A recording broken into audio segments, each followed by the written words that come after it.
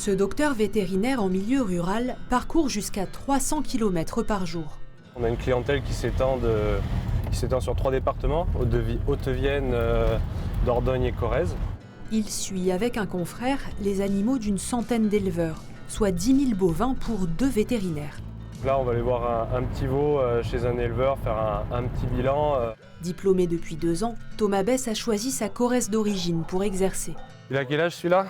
Il a à peine un mois. Thomas Bess est installé en libéral depuis juillet.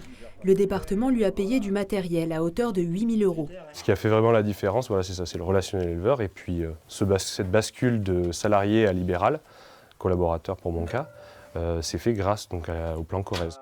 Ce plan finance l'installation de jeunes vétérinaires. En contrepartie, il s'engage à exercer 5 ans en Corrèze. Ça peut être un moteur pour faire venir des gens dans le département, mais ça peut aussi être un moyen de garder les gens. Le département compte 4 000 exploitations agricoles pour moins de 100 vétérinaires.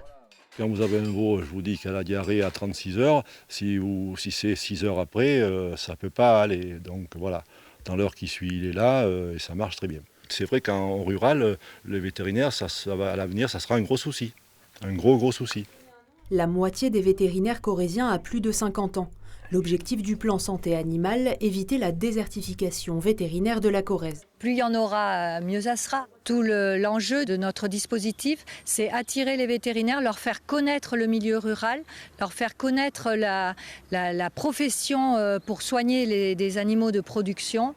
1,2 million d'euros débloqués sur 5 ans pour couvrir les frais des jeunes professionnels et peut-être les inciter à exercer en Corrèze.